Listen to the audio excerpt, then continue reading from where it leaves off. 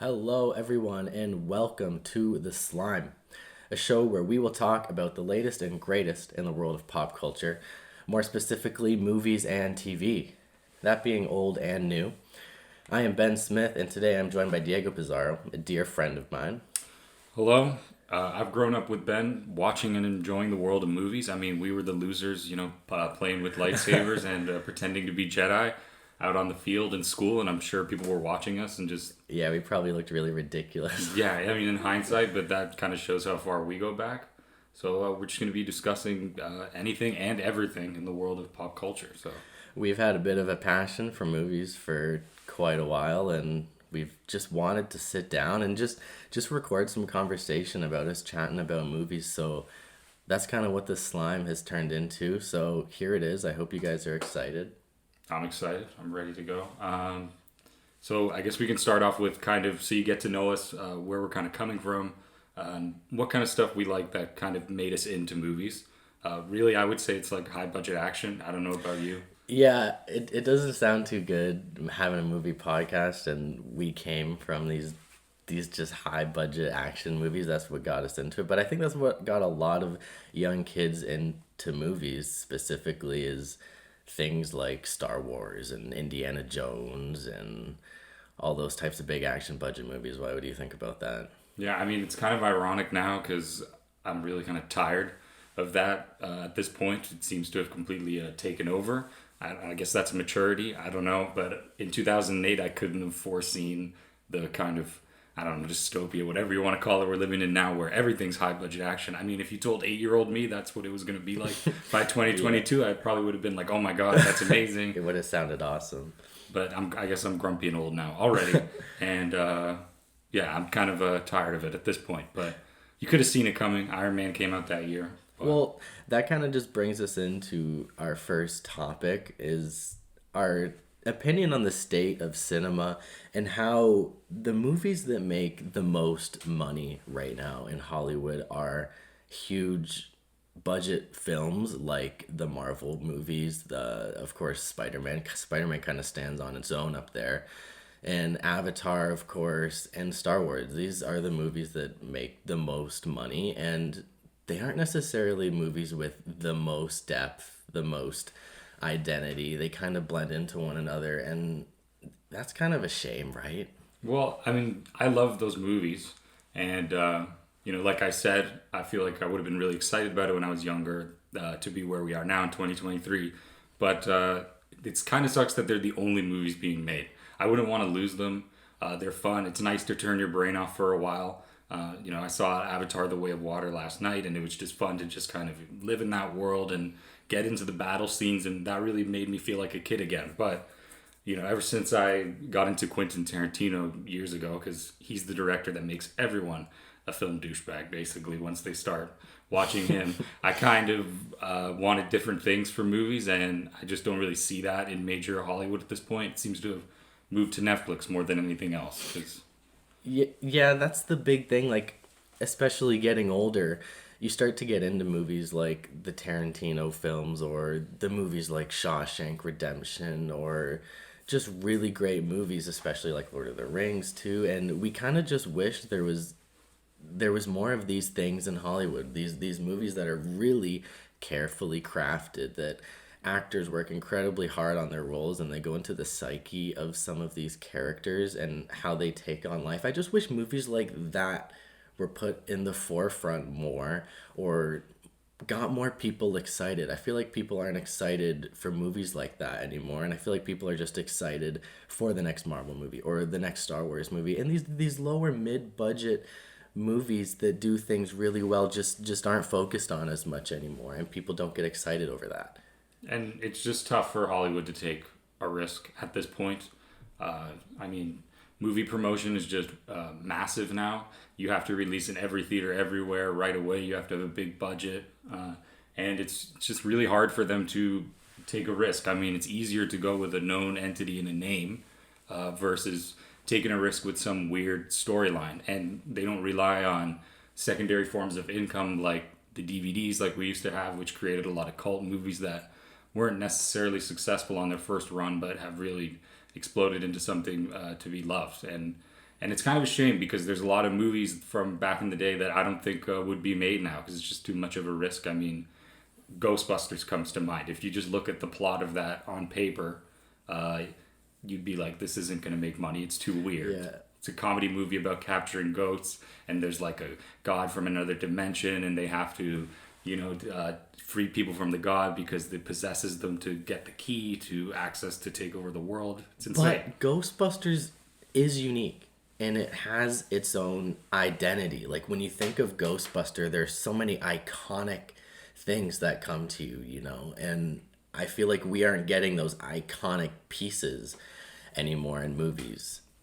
And my big concern is to, okay, well, if every movie is either a reboot or a sequel or it's just based on a franchise, what happens to movies 20 years from now, 30 years from now? Because that's going to be their influence.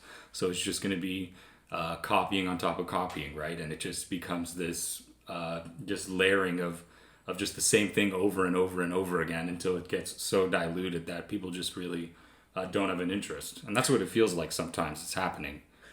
What do you think about, like, I was just talking about how much of an iconic movie Ghostbusters is and how it has a lot of iconic elements to it. Like, you think of Ghostbusters, you think the theme song.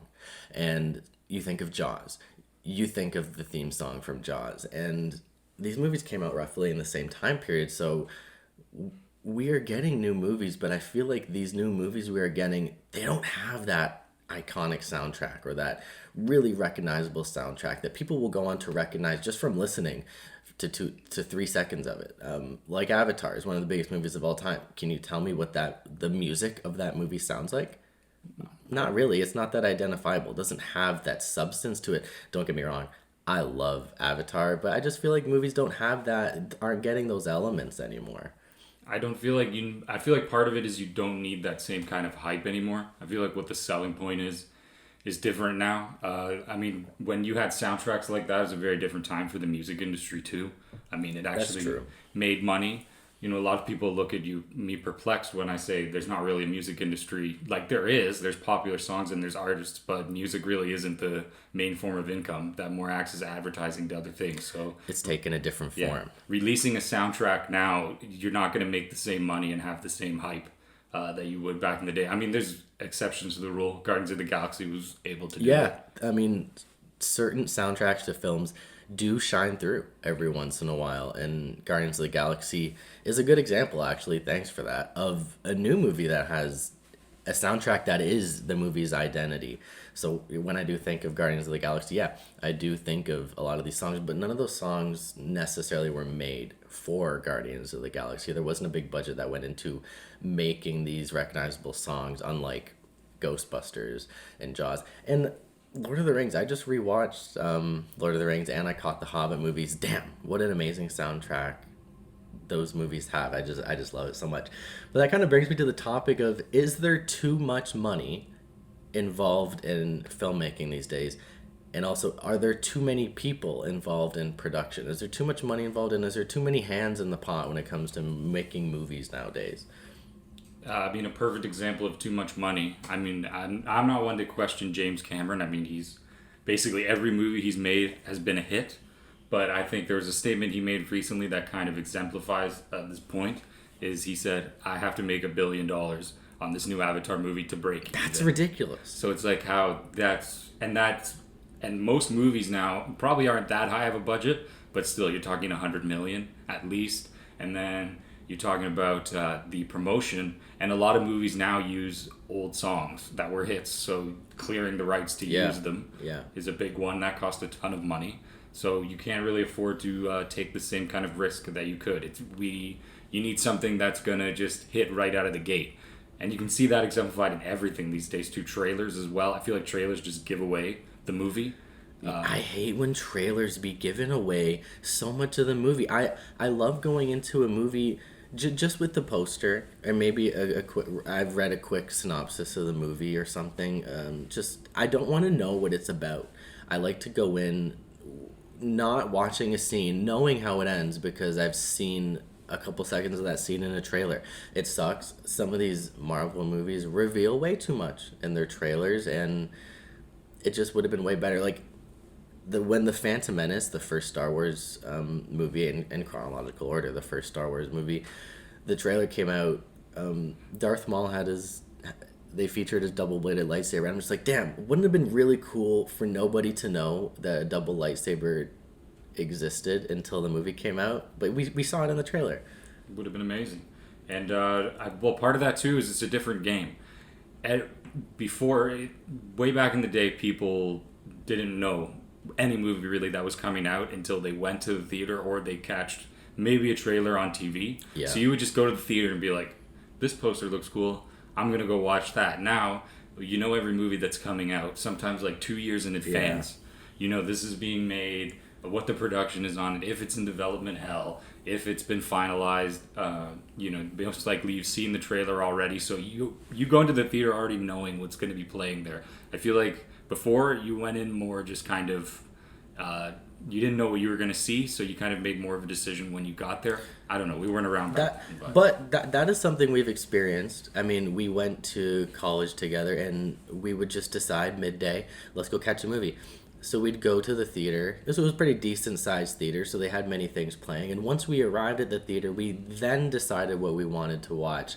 We didn't go to see a specific film or go at a specific time. We just went when we wanted to and decided what we wanted to see once we got there. And that is a great experience in and of itself. Yeah, it's fun, but I just feel people don't want to do that anymore. Yeah. I feel like with you have instant gratification with Netflix and any of the streaming services where you really don't have to take any risk for your money. And I don't think people want to do that. I don't think people want to drive all the way out to the theater, pick a movie on a whim, and then it sucks. And then you wasted whatever, like $11, $15, plus if you're paying for food. So that's a great deal of money.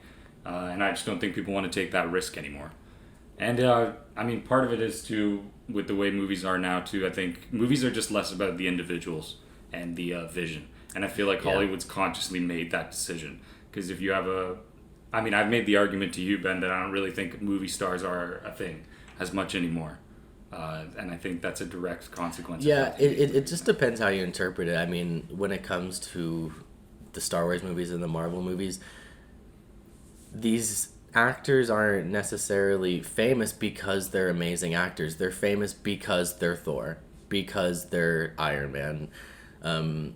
Chris Hemsworth is famous because he's Thor, and he's not necessarily a crazy big movie star just because he's a really great actor, just because we've seen him around as Thor. So Thor is the movie star. Exactly. And that's kind of just the way I'm seeing it these days. You might disagree with that. But yeah, I think creative decisions in Hollywood and in filmmaking now become jaded, and there might be a writer or director that wants to create something and they get stepped on, they get told they have to do this way, and you have to make sure this message shines through, and they end up not being able to create exactly what they want to make. So a lot of these creative decisions end up not panning out the way that the writer or director wants the movie to look. And you can see the kind of the path that we're headed down with actors not really mattering as much anymore. If you want to take like an older movie star, now he didn't make like necessarily all these critically acclaimed movies, but like Arnold Schwarzenegger is kind of a perfect example, right? Like people went to see him in all kinds of different movies. Like, I mean, that's a perfect example. Yeah, there's like the movie he did with Danny DeVito where he could just do like a silly comedy where it's just like twins, or the one where he's raising kids. The name escapes me right now, apologies. But he also was doing like Batman and Robin, Terminator, The Running Man, True Lies, like all these different movies. And I don't think someone like, Robert Downey Jr., for example, who used to be able to do that, do all different kinds of movies and have success. I don't think he can do that anymore. Or you want a better example, Johnny Depp. It's a perfect one. He was this movie star who did all these different kinds of movies, Edward Scissorhands, Ed Wood, Sleepy Hollow, all these movies that were... I like that movie. Yeah, a massive success. And then he becomes Jack Sparrow, and now he is Jack Sparrow, and really can't do anything else. It's difficult when that happens to an actor. They kind of get stuck and tied to this role. Even after that role has ended, Johnny Depp is now known as Captain Jack Sparrow, and there's just not much coming out of it. Same with Robert Downey Jr. He kind of hung up the mantle of Iron Man, and what has he been in since? Dr. Doolittle did fantastic. Yeah, no. So it's just that's a shame too. Arnold is a perfect example of people going to see that actor because they like that actor and they enjoy that actor. Don't get me wrong, people still do that all the time. That happens often, but just not like it used to. We're not saying it's over, but I would say it's not over yet. I feel like we're heading to a point where it is really not going to matter. Harrison Ford is another example. He did franchises too. He's in Star Wars, Indiana Jones, but he can also do like a really mature kind of piece like Blade Runner, which Yeah. didn't have a sequel out till very recently. He also did a romantic comedy, Working Girl, which was like really popular. Like to have that kind of range of movies that can be successful, I don't think you really see that anymore. I love when actors and actresses are thrown into roles where you do not expect them to do that, and you do not expect them to take on that role that well because you never saw them as that kind of actor or actress. So taking actors like great example is Robert Pattinson. He did the Twilight series, and people looked at him as a joke, but he's done a ton of movies that has really let him shine. The Lighthouse and Batman, and there was another, The Good Life, something like that, where he's just an incredible actor, and he has been seen for what he is now, a great actor who can be put into any role. The same thing recently happened with Adam Sandler in Uncut Gems. Adam Sandler was perceived this way. He was looked at as this goofy comedy actor, which Uncut Gems is still kind of a gritty comedy, but he is really different than what he is in a lot of other movies. So I like when actors are used to their advantage. Then I would argue he's a true movie star. Yeah. To me, the definition Yeah. of a true movie star, what we're getting to here, is a guy who can do different movies and be successful and be respected. And I don't think, and I'm not saying, and some of these Marvel actors aren't great actors or anything. I just wouldn't say they're true movie stars because Marvel is kind of their only outlet, it seems like. And there's a few guys though who have still done the classic movie star thing. Adam Driver seems to be getting close. Yeah, he's getting there, I think. Like A Marriage Story got attention, but I wouldn't say he's still quite there yet. I still think he's Kylo Ren, and that's how people are going to see him. The same thing with these huge movies like Star Wars and Marvel and stuff. It launches these actors into stardom. It makes them an overnight star, and then their movie career starts with the biggest part of their career is at the beginning. You know, the Adam Driver will probably never be bigger than Kylo Ren. He will never be bigger than his role in Star Wars, and that's a shame because that was his breakout role, and I feel like he'll never grow beyond that. I feel like he has grown beyond Star Wars by a landslide since then, but it's a shame that he's only looked at as that character. And if we move it to directors too, if we're speaking on movies not being about the individual as much. I mean, directors too. I did think directing a movie for a franchise is just not going to give you the same creative freedom that you'd have if you're directing a movie on your own. You know, I think Robert Rodriguez, for example, he directed episodes of Boba Fett. Yeah. And they're good, and as far as I know, I wasn't too crazy about that show, but I'm not going to say he did a bad job, but I wouldn't say it sticks out as like a Robert Rodriguez thing as much. I could just watch that and not know that he directed it, and I wouldn't think twice about it. I think he was a good choice to do Boba Fett because he's a fan of Star Wars. So we do get a good product and something that is cohesive and thorough and feeling and looking like Star Wars. That's because a true Star Wars fan was behind the helm of directing. So that is important too. But that kind of makes me think about the whole idea that are there great movies like falling through the cracks? Is there too much content? Because I think of the Boba Fett show, that makes me think about Star Wars and how there's so much Star Wars content. Same with Marvel. There's so much Marvel content when it comes to both movies and TV shows. We're getting like 6 projects a year. Is there too much content? Because when this stuff starts to overshine some of these lower budget movies, it's a shame. I feel like these great movies start to fall through the cracks in the shadows of these huge ones. And if you have to rush them out, it's going to affect the quality. I mean, people now really like to complain about some of the special effects qualities in a lot of Marvel Phase 4. Yeah. And I mean, that's a direct result of rushing it. I mean, weren't they originally doing like 3 movies a year? Yeah. And now it's, I don't even know. It feels like it's like 10. Yeah. If you're counting TV shows, it's probably not that high. I'm probably exaggerating. Well, they're actually projected to do 10.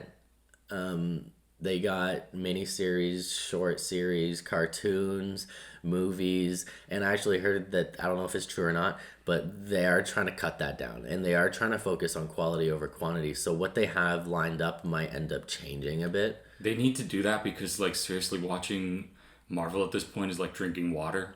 Like, it's just, you don't even think about it. It's so available to you. It's like water coming out the tap. And, like the newest Thor is probably the best example. I mean, people were excited to go see it because Thor Ragnarok was really good, but I just feel like it's not as special anymore. And if a Marvel movie is special and gets you, it's a 1 out of 10. Like, out of 10 Marvel movies, that one is really, really incredible. Like, out of the last 10 Marvel movies, Infinity War, Endgame, and Spider-Man No Way Home, those are the ones that got people the most excited because they did crazy things. Do we have to do crazy things in movies to get people excited now? yeah, or maybe I think the success of Ragnarok maybe kind of shows our point that maybe there is a hunger for more of individuals putting their identity into a movie, because it's kind of strange that Taika Waititi was kind of able to put his stamp on that movie and people loved it. Yeah. And you got Jeff Goldbluming it up in the entire movie and people loved it and it really worked. Love and Thunder didn't work out the same way. Not a fan at all, really, of that movie. It actually annoyed me quite a lot, to be honest. There were some good parts of it. Christian Bale was fantastic. I feel like he didn't get enough screen time, but I feel like Love and Thunder was just way too much of a comedy. And don't get me wrong, I understand that Thor's character has turned into this funny, laughable character. Ragnarok was a comedy too, but it's just different in Love and Thunder. I just didn't think it was as special anymore, and I thought it was too much. I feel like they tried too hard. And Taika Waititi was too Taika Waititi. Yeah. In my opinion, it just felt forced, and it didn't seem. I don't know. Wait a second, are we hypocrites though? Because we were just talking about how we want more individuality directed in, and then you get a Marvel movie with the most individuality included in it, and everybody. But Ragnarok is great. Are we talking about Love and Thunder? Love and Thunder, yeah. No, I feel like, yeah, you might be right though. Wait, okay. Let's clarify here. But Love and Thunder dived into. It kind of just sunk back into the Marvel humor. Taika Waititi kind of has this. Taika Waititi kind of has this dry humor, and it has identity, and that's what Ragnarok had. But I feel like Love and Thunder was way too on the nose, way too in your face, and I don't think it was what it should have been. I feel like that Marvel humor was in Love and Thunder, and it was different in Ragnarok. I think there's a difference between those two. Yeah, but maybe we should clarify. If you're directing a franchise, you should probably try to stick to keeping it feeling like that franchise. I think what we're saying the issue is that, again, those are the only movies being made. So the only time we actually see a director's vision is in a franchise where they're limited creatively for their own identity. So what I would like is, okay, these directors can direct franchises, but they can also do their own movies that would be a big success as well, where it's more kind of their vision, which would be nice. And I mean, speaking of the Marvel comedy, by the way, that's another thing that has just completely, I'm sick of, but it's also has a type of movie that has kind of died in the past 10 years that we didn't even notice is the comedy, just the stupid comedy. Where's the super bad? Where's the Hangover? That was probably like one of the last ones. Where are they? And you know, these people want to come out and be like, oh, it's the woke and the politically correct. I don't really buy that at all. I just think because you can do them. Yeah. You can still do them without getting into that. You can adapt it to modern day humor. You know, that's changed and move with the times. I just don't. Again, Hollywood doesn't want to make mid-budget movies. We got movies like Bad Neighbors and The Interview. Those were within the past 5 to 6, 7 years. Yeah, but nobody would have cared about The Interview if they didn't threaten to.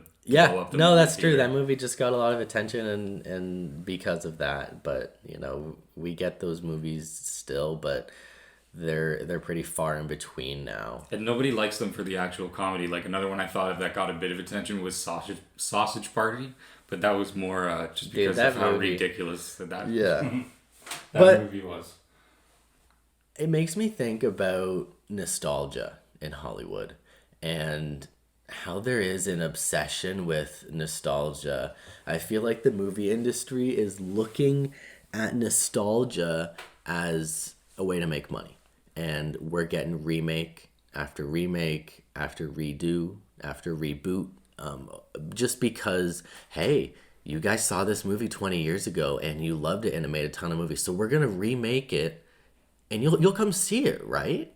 Exactly, and that's definitely what they're cashing in on right now, and it's boring, and they bring an emotional element to like Star Wars is very religion like it's like Yeah. I watched this with my kids, and Yeah. it's a big tradition for us, and it's Star Wars. It really works. You know, you got people driving around with the little Jedi in the back on the back of their car, and it's like so they're just playing off of people's like memories and emotions with it, but at some point it's already kind of getting stale, and I'm really skeptical that these movies are going to hold that same kind of nostalgic and like emotional way for people. But I don't know, maybe This is a huge thing for me, man. The nostalgia and we're not getting as many original ideas. And we talked about Avatar a little bit earlier, but I want to give Avatar a lot of credit. A lot of people hate on Avatar and it gets a lot of hate because it's new and it's popular and it's huge. But this is a brand new universe. These are brand new characters. This is a brand new story.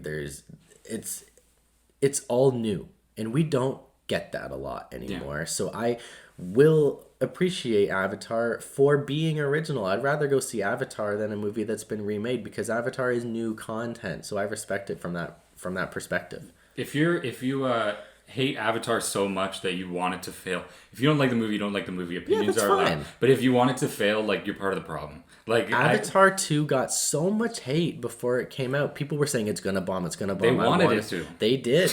They And wa- look at it, it's the biggest movie in how long? I mean, big movies happen often. Spider-Man came out, last year? And it was one of the biggest movies of all time. And we're another year later with Avatar 2, and it's up there now. It's done a lot. It's done over $1 billion, and it's climbing still. Theaters are still selling out with Avatar. It's huge. And it's still a high budget action movie. I can hear people saying, but I mean, at least it's something different, and it'll eventually run its course. I mean, I don't know if by 2028 I'm still gonna like it. He has plans for 6 more movies. Yeah, when that, I don't know. Usually, the rule of thumb is usually when you get past 3, you start to have problems. Yeah. But we'll see. I want it to be good. I just like that it's something new for my generation that, hopefully future generations will like, and I can say like, I was there when the first one came out, when the second one came out, and not, oh my God, here's the Avatar reboot, and it reminds me of the early ones, and I don't want that. It is an experience to see it in the theater, to see Avatar in the theater. It's an experience. It's amazing. It's beautiful. It is groundbreaking. The visual effects is groundbreaking, and the world building, the way these creatures are made to look like they're from this universe, and they all have backstory. It's really deep. That the world, the way the story behind the world is really deep, and I appreciate that. And to see that come to life on the big screen is really special. And that's something, like you said, we get to say we were there for that. I wish I was there when Star Wars came out in 1977. That's something that our parents can say we were there for that, and Avatar is something we get to say we were there for that. Now, Avatar ain't gonna become no Star Wars, I don't think. No. It's not gonna become a huge franchise like that. Maybe it is. We could be completely wrong. Maybe we'll come back to this and be like, damn, because he has plans to make 6-7 more movies, so that is a franchise at that point. And it already is a franchise at this point. And it's nice to have a big pop culture event to be part of. I think those are getting rarer and rarer, where it's a big like pop culture moment that everybody's kind of into, everybody loves. I think that's happening less and less, and it's just nice to be a part of that. I just want to say aside, not to make this an Avatar podcast, but I just got to get this off my chest. We both saw it last night. Yeah, we both saw it. So it's fresh for us both. People complaining about spending too much time in the water. It's called That's what it is It's about. called The Way of Water, and okay. You're not going to Avatar for like the plot and like how No, deep you're the not, and you characters know are. that. It's Everyone all about knows the that. It's all about the effects, right? And reality is the special effects and CGI market is way more crowded than it was in 2009. So James Cameron has got to separate himself because every movie he makes has to be like groundbreaking. He's kept up that record. How's he going to separate himself from the pack? The water, right? Yeah. That's what separates this from every other movie. And I'm sure there's some person saying, oh, there's this other movie that did stuff with water. Well, reality is this is probably the biggest one. And he separated himself from the pack. And I feel like that was the goal with that. So I don't really get the complaint of like, there's too much water. Anyway. I wanted to, but I want to talk about Avatar now. All right. Because I saw it last night and you saw it last night. I want to talk about it. A huge criticism of the first Avatar was the characters. They're weak. Fair enough, but what about the second one? Because I have a pretty strong opinion about the second one and the characters in this one. Do you think that the characters in Avatar 2 got more screen time, got more identity than in the first one? Is that aspect of the movie better? I think I'm gonna butcher the pronunciation of her name because this was my favorite character too. I feel like she has really identifiable features, like in things that she does. Like I noticed something. There's like a theme whenever she cries. Like I can hear that sound in my head, and it's we're like talking about the identifiable. mother of the Can't mother say her of the name. family. Nitri? Neytiri. Okay, See, and it's hard to identify these characters because their names are native to the language in Pandora, so they don't have names that we can just roll off the tongue. You kind of got to learn the culture of Pandora and stuff, and that is cool too. But I think this movie did characters way better than the first one. I after seeing it yesterday, I have a couple characters that come to mind that I'm like, I really liked them, and I wish we got more time with them. Each of these characters had their own subplots, kind of, and I thought that was really well done, and the first movie didn't really have that. The first movie had a big plot, and it focused on that plot the entire time. I feel like this movie explored other themes really well that complement the very, very simple plot. The plot of Avatar 2 is very, very simple, but there are other things going on that I love. I just thought her character in particular was really good, and I think the range of emotion portrayed in her character too is like a nurturing mother who cares for the kids, but like she can just turn on a dime. Should we get into spoilers? She's scary. No spoilers. We could do some soft spoilers. There's just one part where she completely turns on a dime and gets like real scary. And it's that's really that makes you feel something. I want to feel something, and I want to be taken away. But to be honest, I don't think she was the highlight of the movie. I think there's a couple young avatars, a couple young children in this movie, and I think they're the highlight. The kids were really well done as well. Honestly, Jake Sully is still kind of the weak link out of that family to me. He just comes off. I don't want to discredit Sam Worthington. He did a good job, and he's a good actor. And I certainly don't hate the performance or anything. To me, Jake Sully has never really stuck out as a character. Grown. His character's grown That's from true. the first one. He's become a father now, and he's the leader of his own clan, and that works for his character, I think. And nobody necessarily had much plot armor, in my opinion. I feel like any one of them could have went at any time. And that's something I want. I want a movie to be unpredictable. Now, Avatar 2 kind of is predictable. But like we said, the main plot isn't its strongest point. But you gotta enjoy it for what it is. Avatar 2, from a visual standpoint, from if you're looking at the technology, if you're looking at the world building, if you're looking at the characters, all of these things are amazing. I just think the plot is really weak. But that's really important, so that brings it down a couple points for me. Yeah, and the villain is pretty weak, who they insisted on. Oh, well, I guess we can't say that, but whatever. Anyway, the villain's weak. Anyway, it's got a weak villain. We're not going into spoilers, but Avatar 2 has a weak villain, and villains are so important. Villains make movies. Yeah. Villains make movies great because people are so interested in the villains. Well, anyway, yeah, sorry if we gave anything away there, but I think we're good. We're good. But, we enjoyed it. Between the two of us, we gave Avatar a high 7. Yeah. Maybe, or an 8. I'd give it Right now I'm feeling an 8, but if I feel like I were to watch it again, it would get lower. If you're more critical of it, yeah, but I'm giving it a high 7. And look, everyone's out of 10 score is different, but a high 7 for me is a great movie. Did you see it in IMAX? I saw it in IMAX.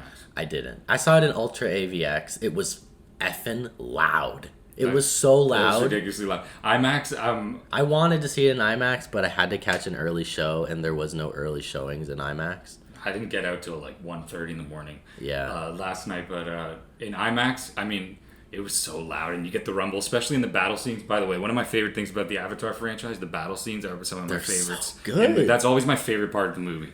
Is the battle scenes. No, my favorite part is the exploration of the world. That's true. I mean, I was glad we got to see a new world, and I want more of that in the following movies that come out. I'm excited. Avatar, the franchise of Avatar, has me excited. I like it. And I don't care what anybody says. I like it. Yeah, it's but yeah, I love the battle scenes and seeing. I would really recommend seeing it in Ultra AVX or IMAX. Yes, they one of really those. make it loud. I remember during the trailers, I'm like, are my ears going to adjust to this? Because it was hurting my ears at the beginning, and then but they do adjust eventually, and just feeling like the sound and like the rumbles and the explosions is just. Takes you in that much more, and it's really worth it for this kind of movie. Because Yeah. I'd almost say half the appeal of the Avatar movies is actually kind of similar to this latest Batman movie. Is you just kind of get to live in this world and just kind of like Yeah. hang out, and you just kind of get Yeah. to be there, and the plot doesn't matter as much as to your enjoyment. You just kind of like, I'm here, I'm hanging out, That's I'm what living in this movies are. world. Yeah, That's what we want from a movie. We want to escape our world and go to another one. That is what it is about. And it's a great experience. Seeing that movie was a great experience, and I really enjoyed it. yeah.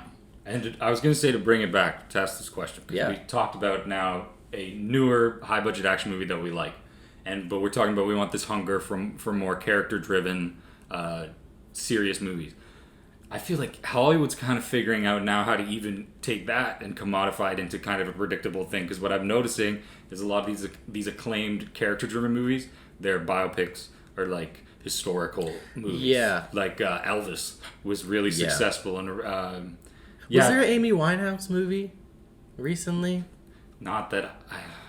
Now you Maybe say I'm it, maybe there tripping. I wasn't. don't know. But There probably is. But like Elvis, for example, is getting a lot of acclaim. And then I saw a trailer while I was seeing Avatar for a movie called Oppenheimer, about the Yeah. creation of the nuclear bomb, which seems to be getting a lot of push from Hollywood. So it seemed like how they're trying to make these more character-driven, quote-unquote, Oscar bait movies is either like a biopic or like a Yeah. historical. They're really popular Drama. right now. Yeah, and that seems like even that they're taking it and turning it into this kind of product that they can keep doing over and over and over again. And it does business for the person the movie's about. You know, given Elvis is dead, but his movie brought him to life again. People are into Elvis again because of this movie. Yeah. So that's a big element you got to think of too and consider as well. Is this do you think this change in Hollywood is for the better? Are we getting good stuff? People are so critical of everything now in Hollywood. People are so picky, but if we look at it for what it is, are we getting good stuff? I mean, this kind of blows our whole point, but I mean, in an era where there's so much content, maybe we don't have a right to complain, because if we wanted Yeah. the good movies, we can go find them. Exactly. But I don't know, I kind of just I like the whole grandeur of like Hollywood, and these are the big movies that are coming out this year, and everybody's kind of excited about them. I like the communal aspect, right? Yeah. And I'd love to have like, you look at movies in the 90s, like Silence of the Lambs, Pulp Fiction, Shawshank Redemption. Like these Yeah. are all really out there movies, and some of them like even have independent film vibes, like Pulp Fiction, right? And I would love Yeah. to live in a world where movies like that come out, they win Oscars, they make money, Doesn't and everybody happen talks anymore. about them. And everybody talks about them, and everybody loves them, and we're Yeah. kind of all in it together. I feel like it's not like that anymore. The only movies that really have that kind of pop culture moment thing are, again, franchises, successful IPs. Yeah. So But I think we do get good stuff. It's just you got to look for it. yeah, it's way It's more not to in the your forefront of Hollywood like it used to be, but good stuff is being made. So I think we are getting a little bit of everything we want now. Yeah. Especially something I do now quite often when I want to watch a movie. I just look up a list of some fantastic movies. I look up a good list, and between all these subscription services, Prime and Crave and Netflix and Disney, all these movies are at your fingertips all the time. Even if you don't have these subscription services, you can still find them. Wink, wink. Yeah. You know, everything is accessible to you. If you want to watch something, you can find it on your computer just like that. So it's more easy and accessible than ever to find a good movie to watch. But again, I'll say, like, I'll give you a good example. Now, this director has a name and a following, so that's why this movie was so successful. But think like Once Upon a Time in Hollywood. Yeah. Like when that came out, everybody loves that movie. It was an Everybody event. kind of talked about it. It was an event, and it was this own movie that's its own singular thing. Was unique. Basically, a movie about making movies. And with this whole extra side plot of like this Charles Manson thing. So really cool creative idea, and everybody was talking about it and everybody was into it, and that was really fun. One of the best movie going experiences I've had. Like everybody I knew from all ages, well, that could watch the movie. So let's say from like high teens to like old people went and saw that movie. And I would love to see more of that. And yeah, okay, Tarantino steals. Okay, and a lot of his stuff is pretty derivative, but forget all those other ones. Once Upon a Time in Hollywood, as far as I know, is his very own thing and is pretty original. And that was just fun. Yeah.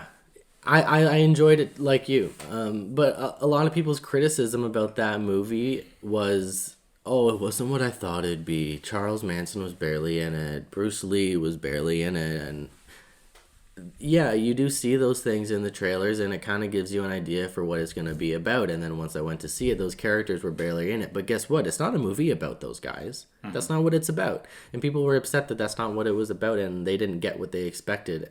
I don't want what I expect. I like to get stuff that I'm not expecting.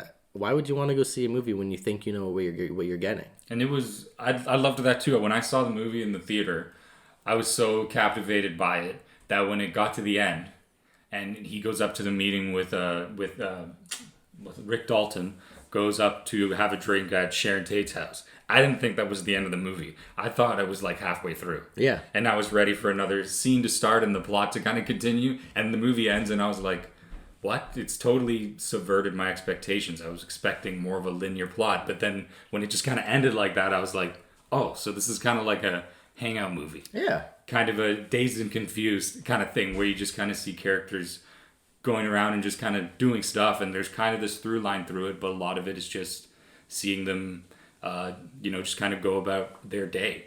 And I think that it made a great movie, right? So I would just love another pop culture moment like that. All right, so that was pretty much the bulk here of our conversation. We kind of just wanted to talk about our opinion on the state of cinema, really. And now seems like a good time to introduce a segment we're going to do every week. And we're calling it So Bad It's Good. We're basically just going to talk about a movie that is objectively terrible, really bad, but it's so bad that it's good. Yeah, we enjoy it from a comedic perspective, and even aside from it being bad, I think we just like the movie for some reason. It just jives with us. Everybody has those ones. So this week we kind of wanted to do Attack of the Clones, Star Wars Episode 2. Something easy for us to rattle off, and I think something that's pretty nostalgic for us too. And let's be honest, something that really has aged like wine with these new sequels. Just looks much better and more inspired. But yeah, I don't know. You want to kick it off? What is your overall kind of thoughts on this movie? Okay, out of like the 6 George Lucas Star Wars movies, we're just not going to talk about the sequels because I don't want to get a little confused here. Out of the 6 Star Wars movies, I think this is the weakest, the worst, the weirdest, easily. The one that is the most all over the place. There are cool things in it. It does some world building well. We visit many planets. We see native species. There's a couple different plots going on. That stuff is cool, and that's good for Star Wars. I think Episode 2 did a lot of good for Star Wars and the prequels, but it is bad. Yeah, and one of my biggest things with this movie is there's these few scenes that really stick out in my mind and I remember that are really awesome, and then my mind was just blank. for a good chunk of it. Like, cause I hadn't seen it in a long time, but to get prepped for this kind of segment, I watched it. Yeah. And there's just so much in the movie that I like completely forgot even existed, and I think that just kind of shows a lack of memorability in it. You know, it's not something that really sticks in your mind as easily, aside from a few scenes. Do we want to kind of go over the movie in order, kind of give a quick summary just as we're going through and kind of give the thoughts that way? Yeah, sure. So, like, it opens up, basically it's 10 years after the first movie, I believe. And the Galactic Republic, you're going to have to be a Star Wars fan to understand this kind of politics, so apologies to anyone. But the Galactic Republic, which is the good guys, the Jedis, all that stuff, is threatened by a separatist movement, which is led by Jedi Master Count Dooku, who's kind of turned to the dark side. By the way, played by Christopher Lee. Fantastic performance. And I thought it was a nice touch that they called him Count Dooku when he played Dracula. I'm like, course. I feel like that's an off kind of reference there. That's pretty cool. Yeah. Anyway, so Senator Padme Amidala is coming to Coruscant, which is like the big city planet where the Jedi Council is, to vote on a motion to create an army, right? And it kind of begins with this attack that she narrowly avoids. And it's very reminiscent of like a terrorist attack. So basically, the ship lands with her on it, and then they're getting off the ship, and then a bomb goes off, right? So like a big assassination. And the movie came out in 2002, and I think the movie was being made pre 9/11, so I don't think they were thinking like that. But still, I'm surprised that they didn't think to cut it out or anything, just because that's still pretty fresh. And I'm surprised there wasn't. Maybe there was. I mean, I was 2 years old. I never realized that until you mentioned it to me recently, how the movie starts off with that, and the movie was made very recently after that. So it is a little weird now that I think about that. And that scene kind of sticks out like a sore thumb, and I do often forget about it. It's just weird. It's a weird start. I remember the beginning of every Star Wars movie. That one's just weird. Yeah.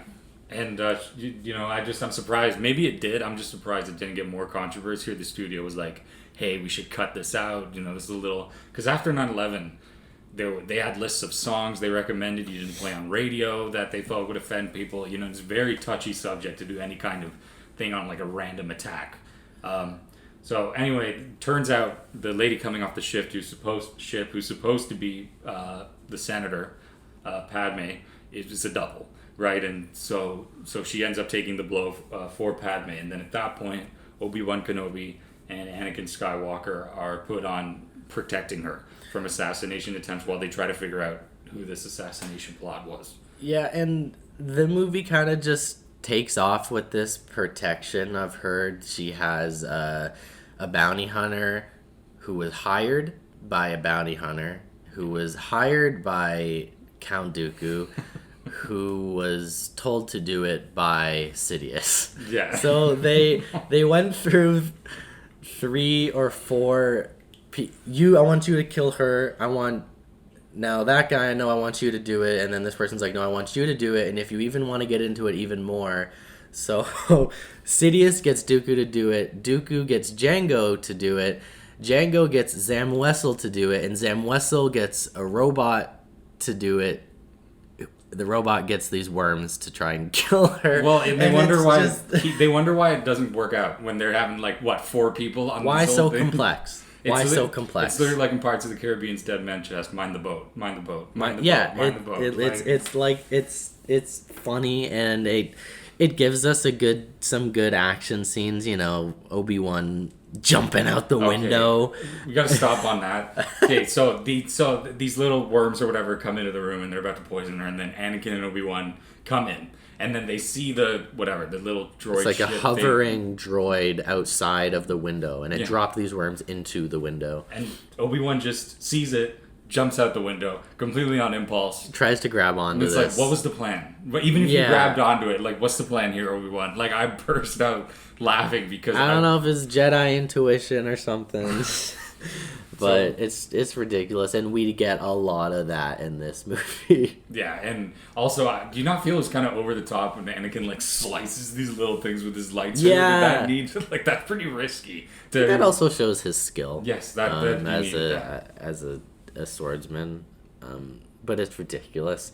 And that brings us into Anakin going on a retreat with Padme to get her away from the danger. And that's when this iconically bad love story comes into play, and it's become a meme. This movie has gotten so much more attention and popular online because of how bad this love story is, how cringe it is. But Poor Hayden Christensen, man. I feel like we're kind of beating a dead horse here. Maybe we shouldn't spend too long on this. It's because just bad. been Yeah, sad, but the acting sucks. Like, the love really story here sucks. is bad. He gives us many iconic, terribly bad lines, and it's boring and it's cringe, and I hate sand.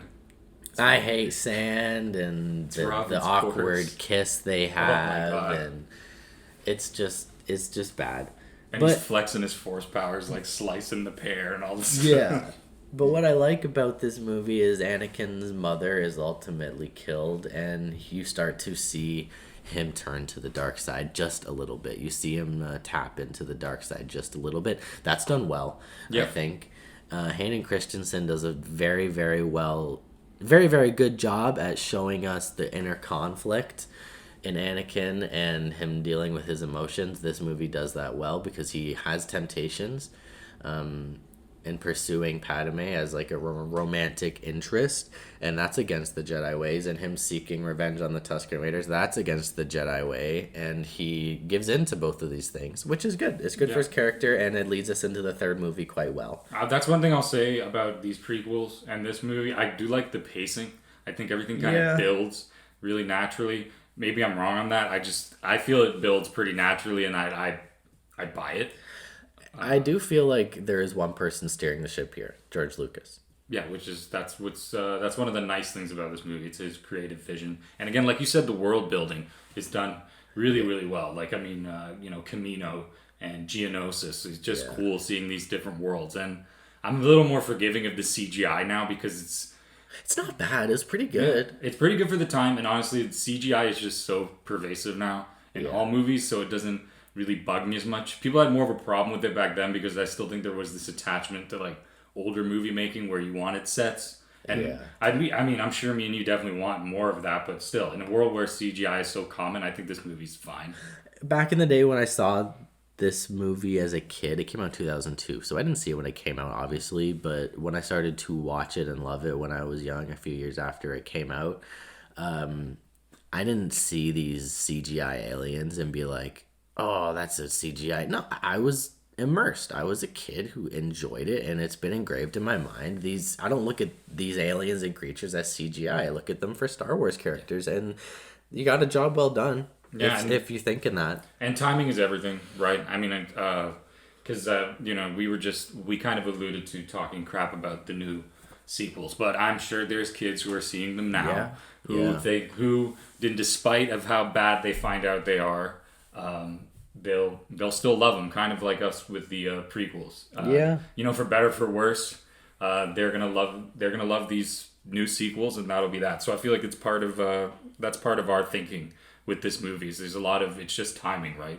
And the prequels were the first Star Wars movies I saw because they would have been more available to get on DVD back in like 2006. I remember a time where I wanted to watch Star Wars movies, and I was a kid, so I didn't necessarily want to watch the older movies, and I pretty much had to choose between Phantom Menace and Attack of the Clones, because I was, 4?